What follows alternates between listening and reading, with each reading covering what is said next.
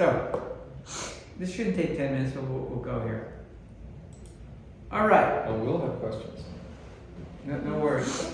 We got time. Okay, so real quickly, why I do what I do. This becomes a big question. What's your why? Okay? So, a little bit about me. So, this is a picture of me. Actually, not that long ago. Both my wife and I were in our early 50s. And I was about 200 pounds at that point. I had type 2 diabetes, high blood pressure, cardiovascular disease, stack of meds. Surprisingly, though, my wife was heavier than me, and she has been all her life. Metabolically, she was not as sick as I was. So she had high blood pressure. She did not have type 2 diabetes. Her pancreas was keeping up with the sugar intake. Mine wasn't. And she had a couple other issues. But her big complaint was, of course, she was overweight. And my big complaint was everything. I had a stack of meds and all that stuff, and felt terrible the whole time, right? So that's what doesn't even look like was. you. No, yeah. Well, Sorry. I know. Trust me, I know. But the way you know that was me is, and this is why, is this is what changed us. So this is my son Itzhak, and this is at the Barbara Bush prenatal center in Portland, Maine. And in our early 50s, we decided, because we couldn't have children, that it was time for us to get involved and adopt some children. And so this is the first child that we adopted. He was 2 months premature, and he was in the neonatal center. And you know that was for me from the previous pictures, it's the exact same shirt. I didn't plan this when I took these pictures, okay? So the big thing here is as I'm holding this baby, and Robin's in the room with me, she's the one taking the picture, right? We're both 50-ish, right? How are we going to be around long enough to raise this child? And we ultimately ended up adopting 3 children total. We fostered up to about 20 at one point, not all at the same time, but we were fostering a bunch of kids too. But we adopted 3. How are we going to be around to raise this child? And we want to be more than just alive when he graduates high school, right? Which is about our life expectancy at that point. We want to be around for college and for weddings and for grandchildren and all that other stuff. And so we said, you know what, it's time to get healthy. So remember, this is, he's turning 12 in 3 days. This is 12 years ago, right? Now the big thing is, what got me started was he had his birth parents were addicts, drug addicts, they were alcoholic, his mother had schizophrenia, and some other medication. And so at that point, what I did was I was in the middle of getting a PhD in IT business management. It's the second terminal degree I was working on. Terminal degree is a PhD or better, right? And so the one thing I knew was how to do research, right? And having the accounting, the IT background, and engineering, I knew how to read numbers. And so I started looking into nutrition. And this is the thing that got me, was the first thing I came across when I was looking at drug addiction and alcoholism and schizophrenia was a report from late 1945 talking about the Low Countries during the end of the war, late 44 going into 45, where they released all of the schizophrenics from the insane asylums in Holland and Belgium and stuff like that, right? The Low Countries. And the reason why was they stopped having symptoms. And no one really knew why. And as I kept researching what it was first of all, they thought maybe it was gluten. One of the biggest things, the biggest differences was that Germans stopped giving them bread. So there was no bread at all in Holland for the civilians. And so we immediately went gluten-free as a family, and that seemed to help a little bit with certain things. But then the more and more I looked into it, the more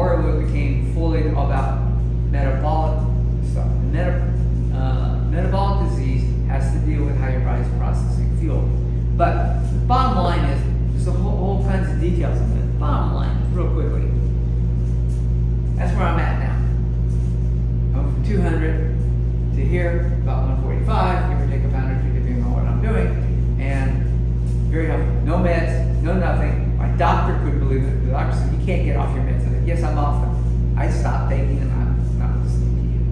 And my wife got off all her meds, and she's doing much better too, right? So she's getting closer to her goal weights as well. So the process works, and I know it works because I lived through it, and I can help anyone get through it. So that's the big testimony. But let's go ahead and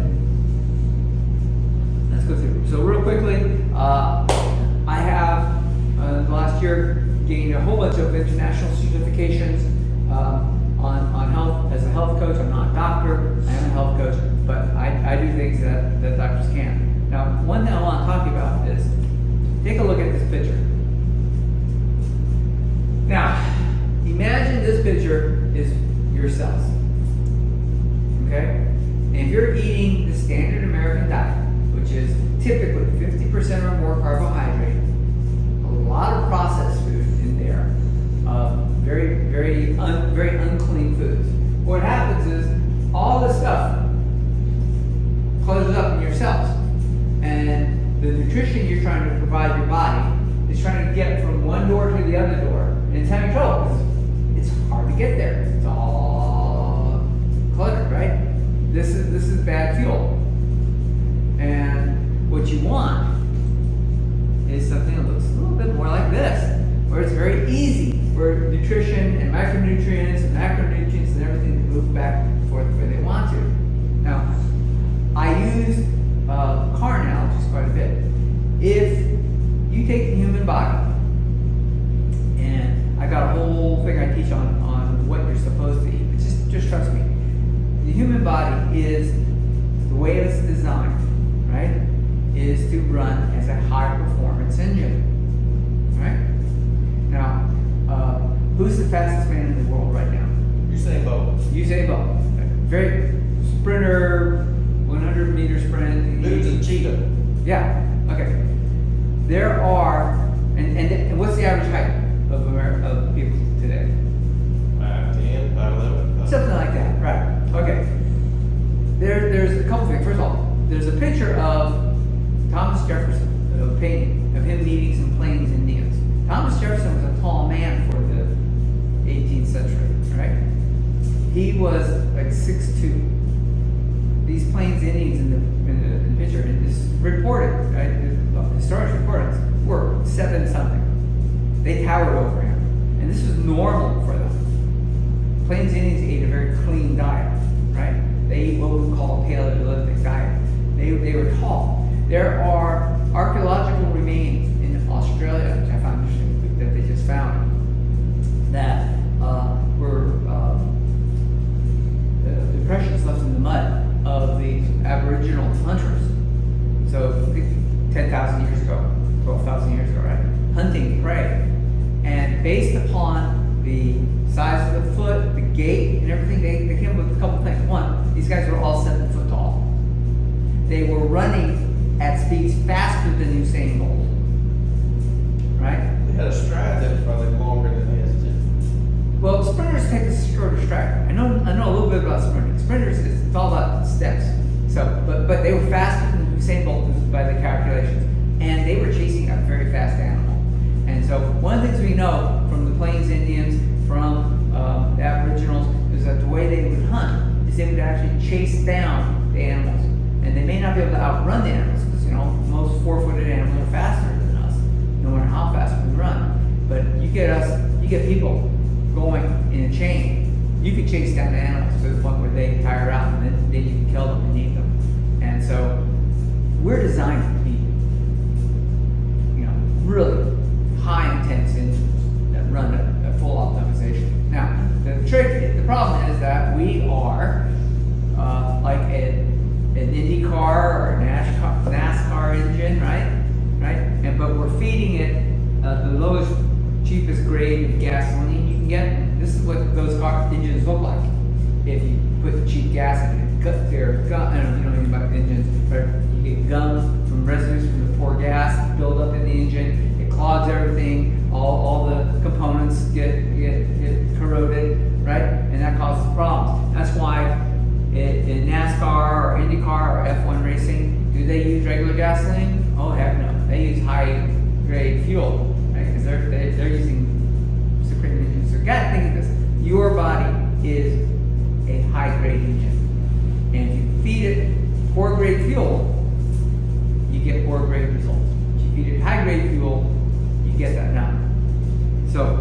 what do I mean by all this? And there'll be plenty of time for questions. So what I do is I fix your metabolism and I fix your health. So the first thing is, he just passed away. This joke is losing relevance. I said, you no longer need to be Richard Simmons, right? No more Richard Simmons. Oh, the joke off there. Oh, okay. No more Richard Simmons, right? Because remember, when I was growing up, that was the big thing. So you sit there watching TV and you exercise with these guys, Jane Fonda, Richard Simmons, and whatnot. It's not about exercise. Big rule I have. It's 80% diet, 20% exercise, and lifestyle and everything else. Because you can't outrun your fork. If you're eating crappy fuel, you're getting crappy results, no matter how much you exercise. I was talking to Phil about it. Well, I spend 2 hours on the treadmill every day. I said, that's great, but it doesn't make up for the crappy fuel you're putting in your body. You want to lose some of the love handles? It's a good start, but you got to eat properly, right? Okay, eating crappy fuel in terms of your body. For those who know anything about this, and I go into complete detail in my training program. But the biggest problem is that if you're eating extra carbs, so everyone has blood sugar, right? Blood sugar is required for a couple processes to work properly in your body. Your body has the ability, though, through the liver, to build all the blood sugar your body needs to run properly. So if you eat carbohydrates, right, all that stuff just turns into blood sugar. Now, real simple. What happens is your body sees all this blood sugar in, the pancreas sends out all kinds of insulin. The insulin gets elevated, because what's the job of insulin? To take all that blood sugar out. Because anything over about 120 is toxic to your body. Takes that blood sugar, drives it down as low as it can real quickly, and does something with it. What does it do with it? Energy. Fat. You can't burn it that fast. It stores it as fat. Right? So you're wondering about where all this is coming from. It's from eating carbohydrates for the most part, okay? Because it's bad fuel. Your body has to burn that. So, but the other problem is that all that insulin causes all kinds of problems in your body. It's inflammatory, and inflammation is stress, right? And so we want to stop that down. So we work a lot on knocking insulin down. Almost 90% of Americans are hyperinsulinic, at least minimum. That means that they have elevated levels of insulin throughout the day, much more than their body was intended to, and that's bad for you long term. Is that why all the doctors are saying everybody's pre-diabetic? Exactly. Higher insulin is a form of pre-diabetes. Okay. People say to me, "Oh, Mark, I can't exercise. How am I going to lose weight?" I say, "Well, exercise is part of it. I want you to go out and move and stuff, but remember, it's 80% what you put in your mouth, right? And you gotta fix the fuel before you can fix the engine. And so if you don't have energy, trust me, real quickly, you'll start getting all kinds of energy you want if you change your diet and you change your lifestyle.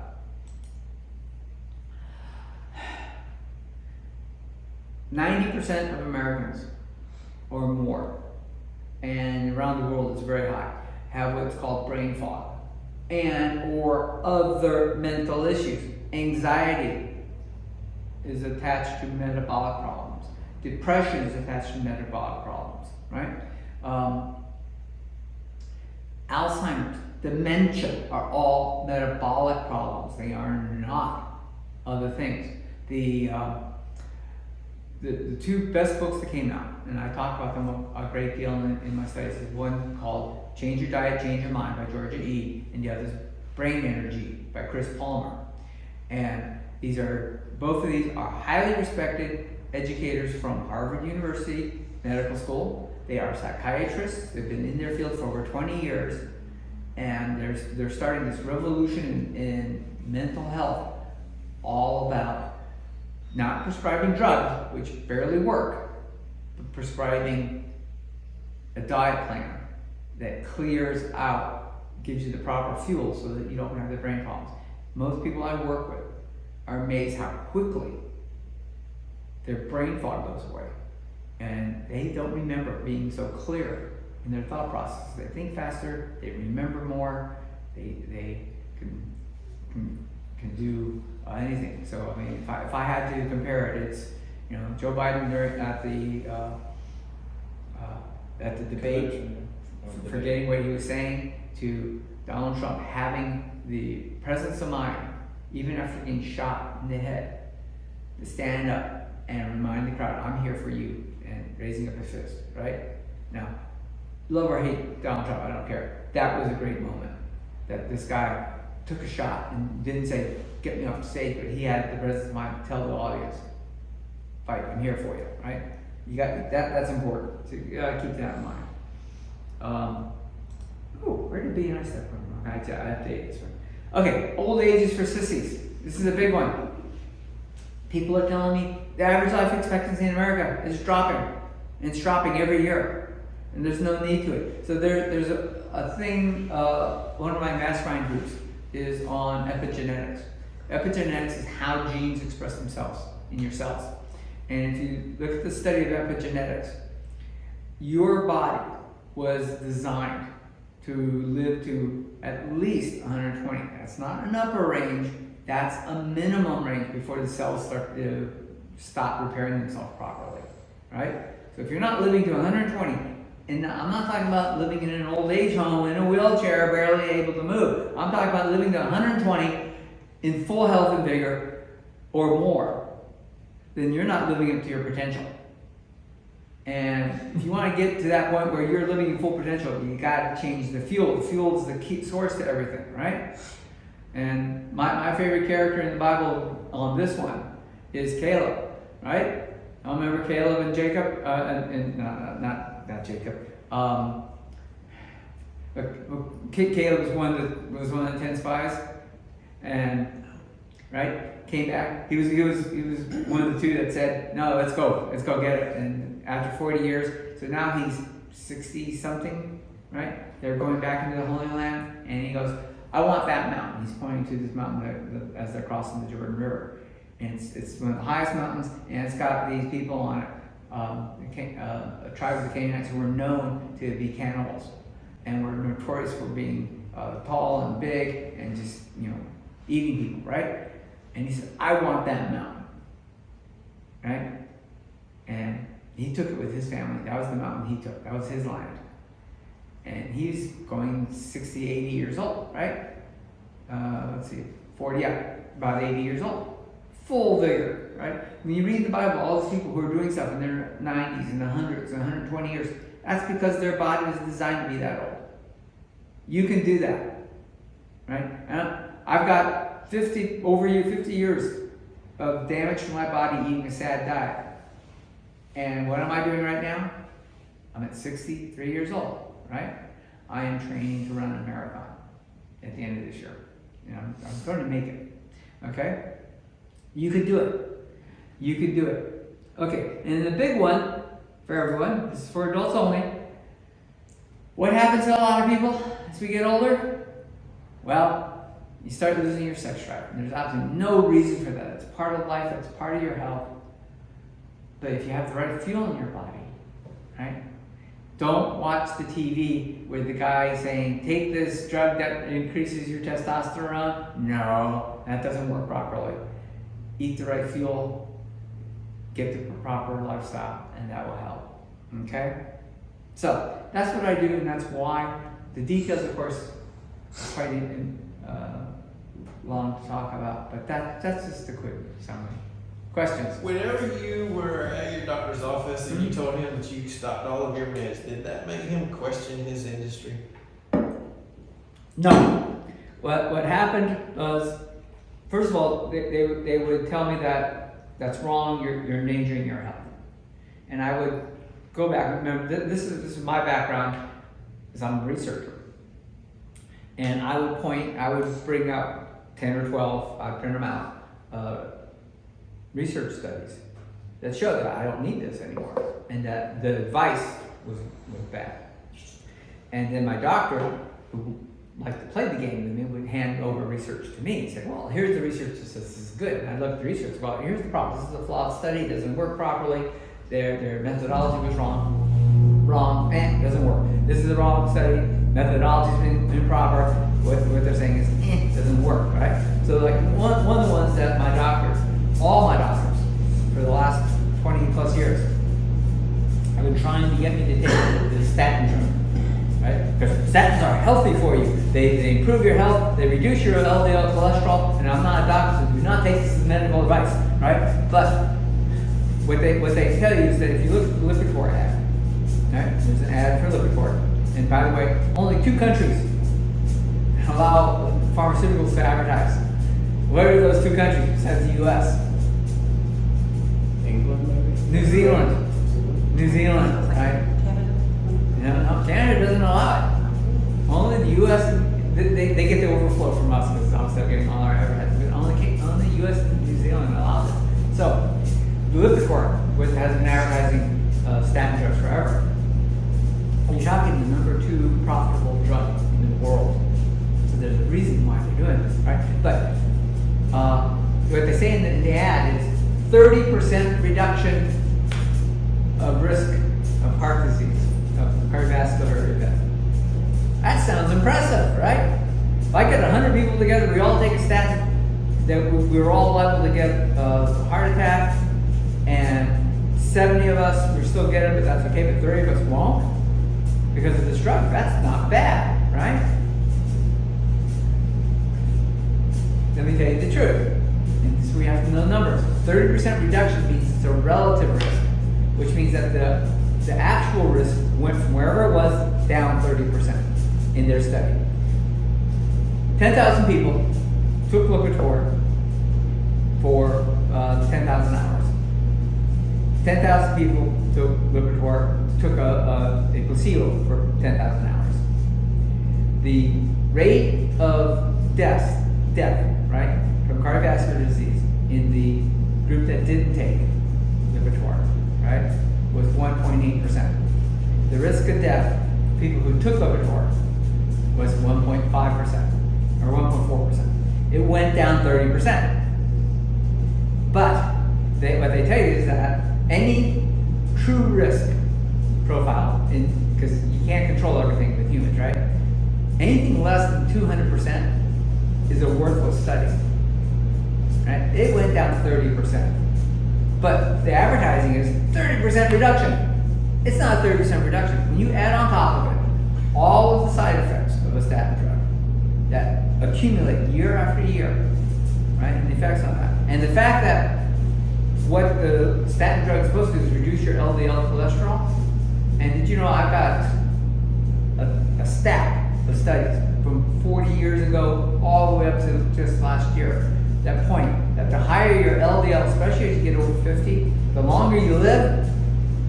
Should you really be worrying about how low your LDL is? Okay? But who teaches your doctor about this stuff?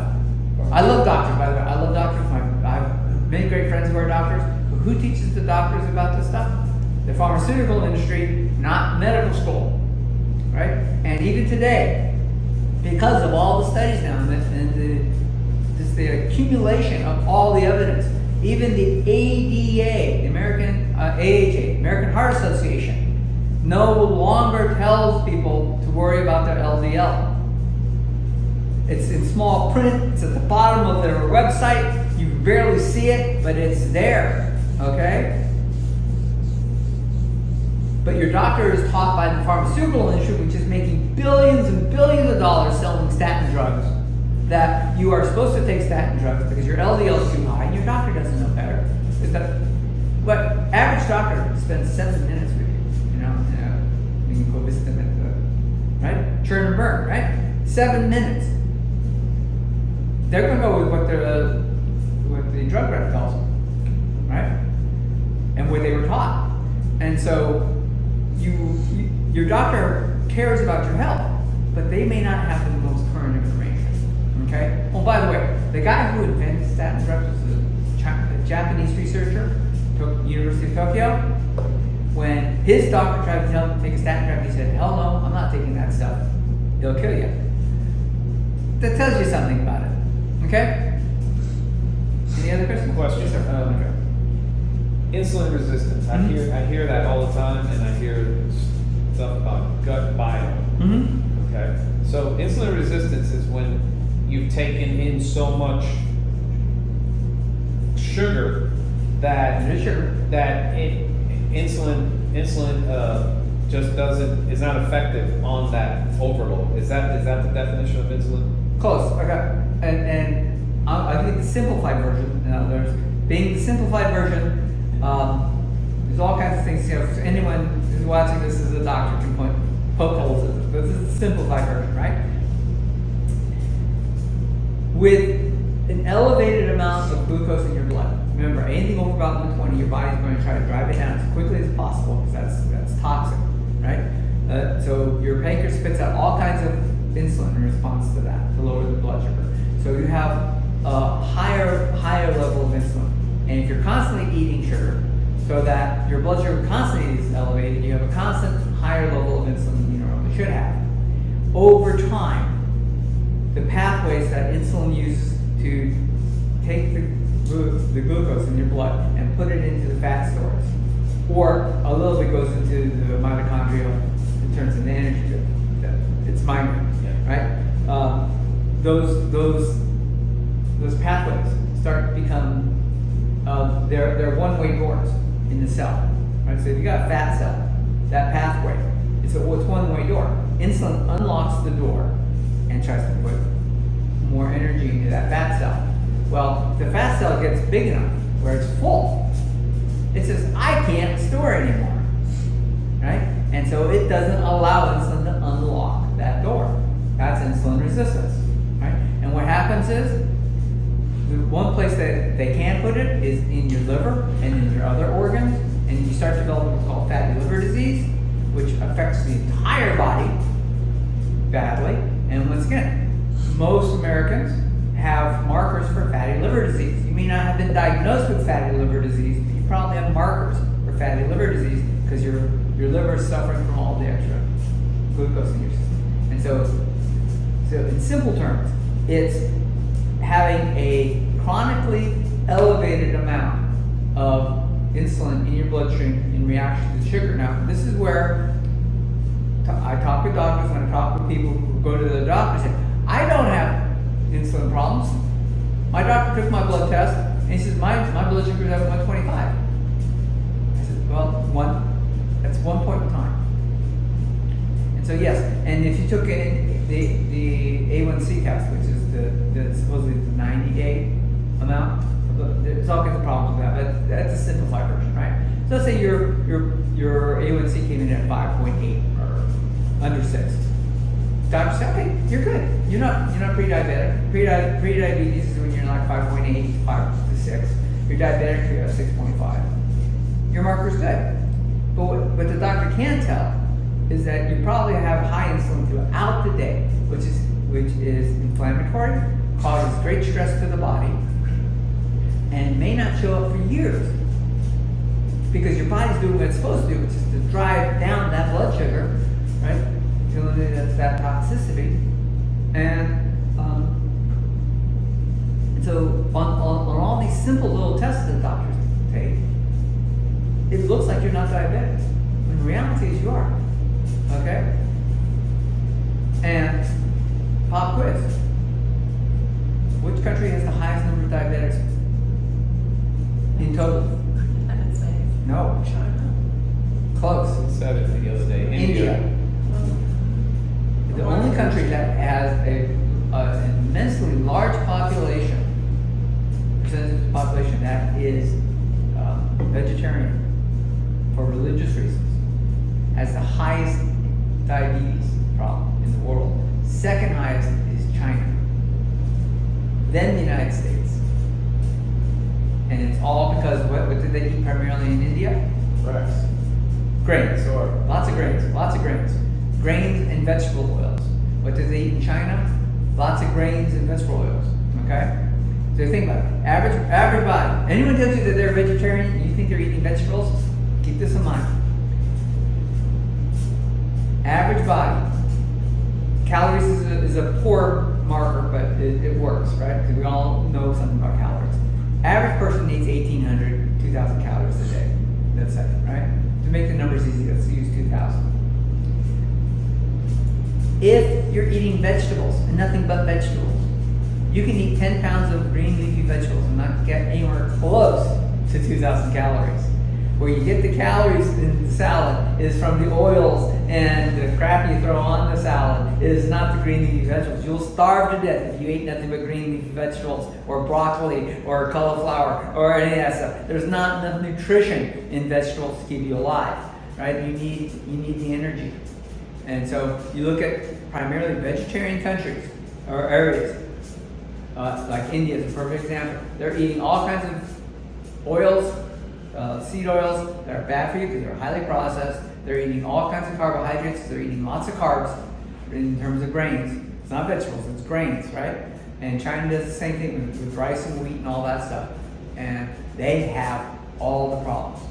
Okay, real quick, back in ancient Near Eastern days, right? We're talking 4,000 BC, 5,000 BC, and on, right? The only society that we know of in the Mediterranean basin that existed primarily on grains were the Egyptians. Because the Egyptians had the Nile River, which allowed them to grow 3 grain crops a year. So they were actually able to store up grain crops, grain between each growing season, and they were able to eat that. In fact, they had a nickname, and it was called bread eaters. They were the only ones who ate that much bread consistently. It was the major portion of their diet, right? And the average Egyptian was 6 inches shorter than the average person from anywhere else in the region. They had arthritis, they had diabetes, they had heart attacks. No one else has that. We don't find any record of that anywhere else. Says something about eating grains. Okay, any other questions? Oh, the other one's about the gut biome. Gut biome, okay, thank you. So, the gut biome is actually a whole thing called the brain-gut axis, right? But let's go with the gut biome. The gut biome is dealing with how you process food. Now, essentially, your intestines, so stomach, intestine, colon, right? Your gut biome was designed to process proteins and fats. Now, we have an adaptation as humans that allow us to break down long-chain starchy carbohydrates into energy, right? That's a survival mechanism in case you can't, right? Because remember, think Paleolithic days, right? You go out, you hunt, you grab the buffalo, you take it down, you eat for 3-4 days, you're completely stuffed, you fast for another 3-4 days because you just can't move because you're so full, and then it's time to get up and move. You're a little bit hungry. Here's a tuber or potato or something. You eat that. You can break it down and eat it, right? And then you get a little energy and you go and you hunt again, right? We're not designed to eat leafy green vegetables. We're not a cow. We're not a mountain gorilla. We're not a horse. They have bacteria in their guts and gigantic long guts to break down the cellulose into something that they can use. And by the way, real quick, horses, cows, mountain gorillas do not eat or do not survive on the green leafy vegetables. They survive on the short chain fatty acids and the protein that the bacteria in their gut convert those items into. Right? They're feeding their gut microbiome. Okay, so in humans, yes, you have a gut microbiome. It should be geared towards eating primarily fats and proteins. Because we eat so much carbohydrates, though, the bad opportunistic bacteria build up, right? So, anyone take a probiotic, by the way? Yeah. You do? Okay. Look at it. What's the number one ingredient in the probiotic? Is lactobacillus, right? It's supposed to be a healthy bacteria for you. It's the bacteria found in yogurt. Okay? So, here's the problem. Lactobacillus is an opportunistic bacteria. You have a small amount in your gut, everyone's happy. You have too much in your gut, it's bad for you. Causes all kinds of digestive problems. Okay? What the probiotic industry does is they came up with this idea, well, if we pack, because remember, it's trying to go through your stomach first, right? So if they pack the pill with more and more bacteria, some of it's going to get into your gut, into your intestines, and you'll have something to work with. So the problem is, remember, they're fighting the fact that you have the highest acidic stomach of any mammal out there. Humans are designed to eat meat, and you need the acid to break down protein, right? It kills all the bacteria, very few make it through it. So what the probiotic companies is they keep packing more and more supposedly live germs in there, right? And it gets in there. And what I find is when people take stool tests where we're looking at what's in their gut microbiome, they are so overloaded with lactobacillus because they're taking a probiotic or they're eating all kinds of yogurt that it's well beyond the point where it's safe.